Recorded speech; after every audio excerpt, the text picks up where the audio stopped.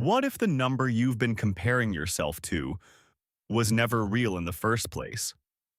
Right now, somewhere, a 45-year-old is staring at their phone, feeling like they've already lost a game they don't even understand. Because the headline says, you should be worth nearly $1 million. But here's the real question. Who decided that number and why does it feel so wrong? Let's dismantle the illusion first. You've probably seen it. The average net worth for mid-40s households is close to $1 million. Sounds impressive, sounds terrifying.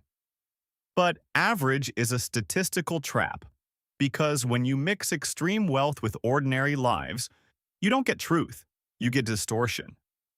The number that actually matters? The median.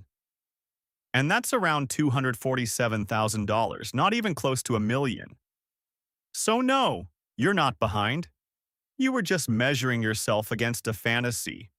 But here's where things get uncomfortable. That $247,000? It's not what you think it is. Most of it isn't money you can use. It's trapped inside a house. Equity looks good on paper, but try paying for groceries with it. You can't. So suddenly that $250,000 shrinks into something far less comforting. Now let's talk about the number that really matters. Retirement. Financial experts say you should have about 6 times your annual income saved by 50. Sounds reasonable. Until you see reality. The typical person in this age group, they have around $60,000 in retirement accounts. Not $600,000. 60. So the real gap isn't small, it's massive. And here's the part nobody explains clearly. It's not just about saving. It's about pressure from every direction.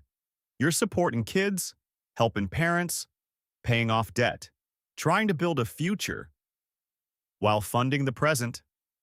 This isn't poor planning, it's structural overload. And then there's timing. Some generations got a perfect window. Cheap assets, rising markets, easy entry points. Others? They arrived just as prices exploded. Same effort, different outcome. That's not failure, that's timing. Maybe you're thinking, it'll work out. I'll inherit something. Let's be honest, that's unlikely. Most wealth transfers are concentrated at the top. The average inheritance? It's small, shockingly small. Not life-changing, more like temporary relief. Let's simplify everything.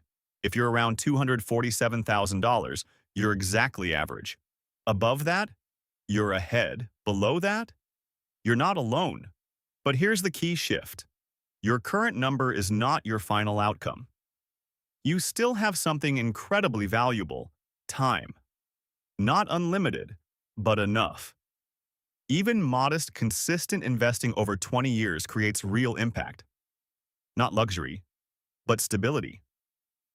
And that difference, it's everything. So stop asking, am I behind? Ask a better question.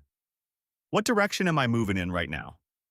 Because the truth is, this was never a fair race. But it's still a race you can finish strong. If this changed how you see money, even a little, subscribe.